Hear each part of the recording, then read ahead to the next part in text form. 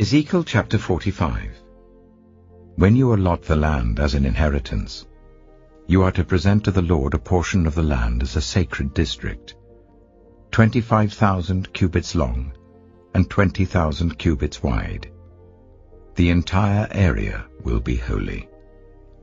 Of this, a section 500 cubits square is to be for the sanctuary, with 50 cubits around it for open land. In the sacred district, measure off a section 25,000 cubits long and 10,000 cubits wide. In it will be the sanctuary, the most holy place. It will be the sacred portion of the land for the priests who minister in the sanctuary, and who draw near to minister before the Lord. It will be a place for their houses, as well as a holy place for the sanctuary. An area 25,000 cubits long and 10,000 cubits wide will belong to the Levites, who serve in the temple, as their possession for towns to live in. You are to give the city, as its property, an area 5,000 cubits wide and 25,000 cubits long, adjoining the sacred portion. It will belong to all Israel. The prince will have the land bordering each side of the area formed by the sacred district and the property of the city. It will extend westward from the west side and eastward from the east side, running lengthwise from the western to the eastern border, parallel to one of the tribal portions. This land will be his possession in Israel.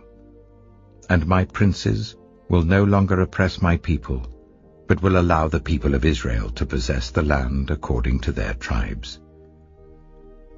This is what the Sovereign Lord says. You have gone far enough, princes of Israel. Give up your violence and oppression, and do what is just and right. Stop dispossessing my people, declares the Sovereign Lord.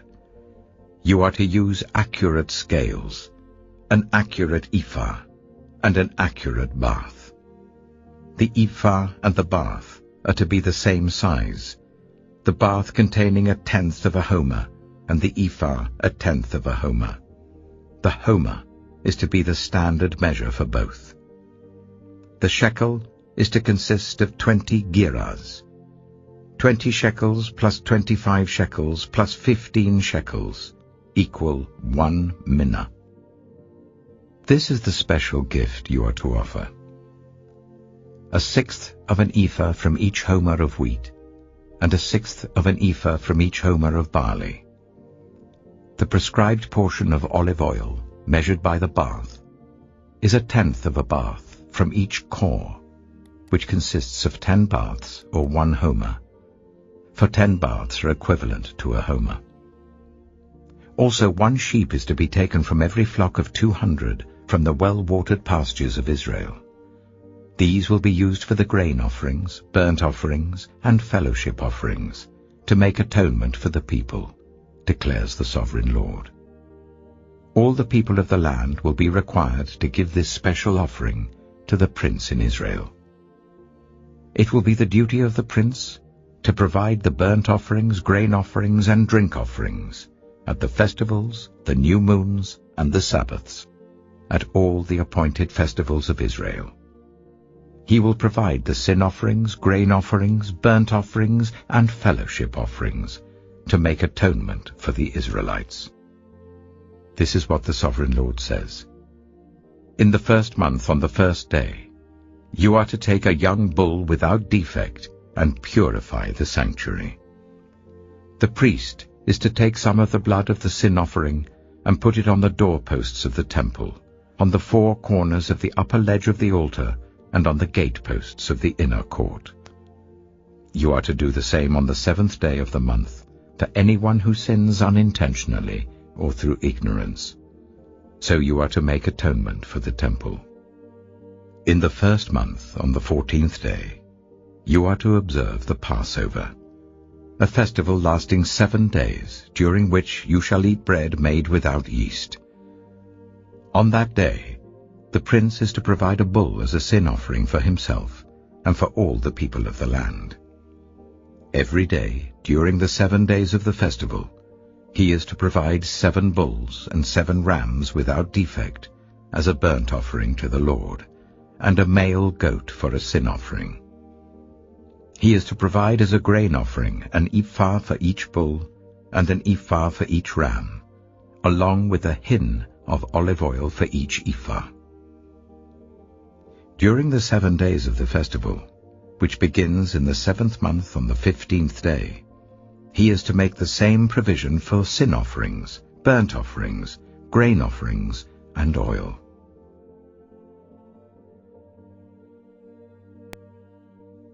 Acts chapter 7. Then the high priest asked Stephen, "Are these charges true?" To this he replied, "Brothers and fathers, listen to me. The God of glory appeared to our father Abraham while he was still in Mesopotamia, before he lived in Haran. 'Leave your country and your people,' God said, 'and go to the land I will show you.' So he left the land of the Chaldeans and settled in Haran. After the death of his father, God sent him to this land where you are now living.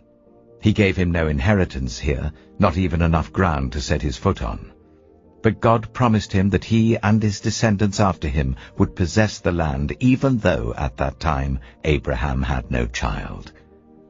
God spoke to him in this way: 'For 400 years your descendants will be strangers in a country not their own, and they will be enslaved and ill-treated.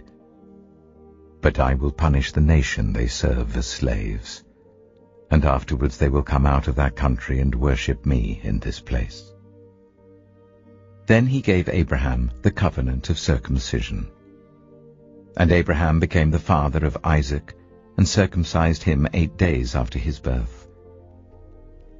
Later, Isaac became the father of Jacob, and Jacob became the father of the 12 patriarchs. Because the patriarchs were jealous of Joseph, they sold him as a slave into Egypt. But God was with him and rescued him from all his troubles. He gave Joseph wisdom and enabled him to gain the goodwill of Pharaoh, king of Egypt. So Pharaoh made him ruler over Egypt and all his palace. Then a famine struck all Egypt and Canaan, bringing great suffering, and our ancestors could not find food. When Jacob heard that there was grain in Egypt, he sent our forefathers on their first visit. On their second visit, Joseph told his brothers who he was, and Pharaoh learned about Joseph's family. After this, Joseph sent for his father Jacob and his whole family, 75 in all. Then Jacob went down to Egypt, where he and our ancestors died. Their bodies were brought back to Shechem and placed in the tomb that Abraham had bought from the sons of Hamor at Shechem for a certain sum of money. As the time drew near for God to fulfill his promise to Abraham, the number of our people in Egypt had greatly increased. Then a new king, to whom Joseph meant nothing, came to power in Egypt. He dealt treacherously with our people and oppressed our ancestors by forcing them to throw out their newborn babies so that they would die. At that time Moses was born, and he was no ordinary child. For 3 months he was cared for by his family.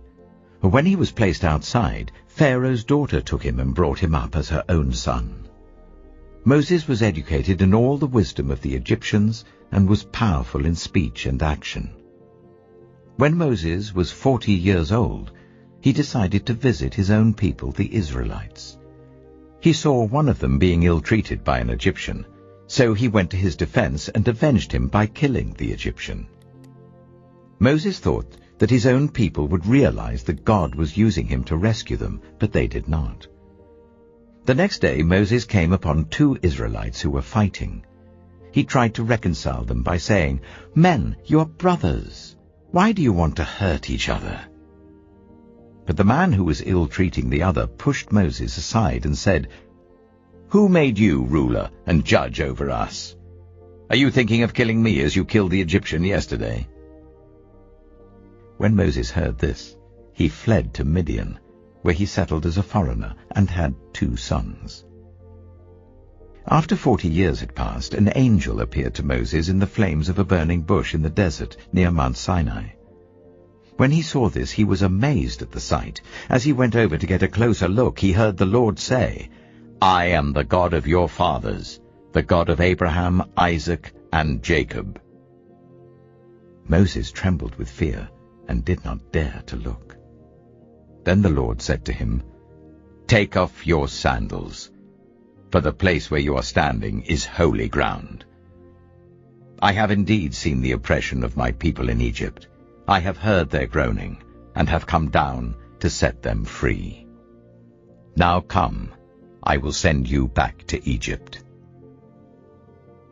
This is the same Moses they had rejected with the words, "Who made you ruler and judge?"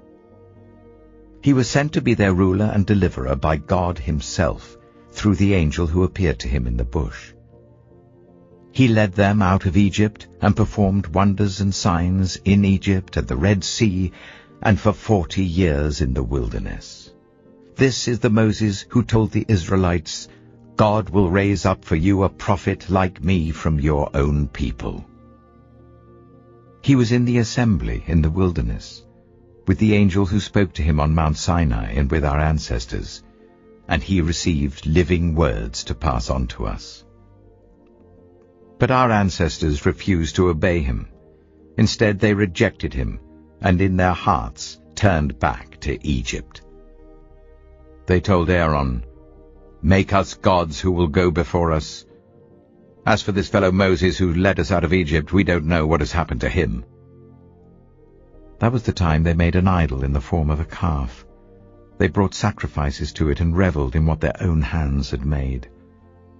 But God turned away from them and gave them over to the worship of the sun, moon, and stars. This agrees with what is written in the book of the prophets. "Did you bring me sacrifices and offerings for 40 years in the wilderness, people of Israel? You have taken up the tabernacle of Moloch and the star of your god Rephan, the idols you made to worship. Therefore I will send you into exile beyond Babylon." Our ancestors had the tabernacle of the covenant law with them in the wilderness. It had been made as God directed Moses according to the pattern he had seen. After receiving the tabernacle, our ancestors under Joshua brought it with them when they took the land from the nations God drove out before them. It remained in the land until the time of David, who enjoyed God's favor and asked that he might provide a dwelling place for the God of Jacob. But it was Solomon who built a house for him. However, the Most High does not live in houses made by human hands, as the prophet says, "Heaven is my throne, and the earth is my footstool. What kind of house will you build for me, or where will my resting place be? Has not my hand made all these things? Says the Lord." You stiff-necked people, your hearts and ears are still uncircumcised. You are just like your ancestors. You always resist the Holy Spirit. Was there ever a prophet your ancestors did not persecute? They even killed those who predicted the coming of the Righteous One, and now you have betrayed and murdered him. You, who have received the law that was given through angels, but have not obeyed it. When the members of the Sanhedrin heard this, they were furious and gnashed their teeth at him. But Stephen, full of the Holy Spirit, looked up to heaven and saw the glory of God and Jesus standing at the right hand of God.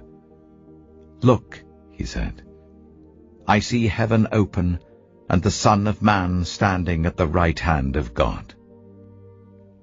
At this they covered their ears, and yelling at the top of their voices, they all rushed at him, dragged him out of the city, and began to stone him.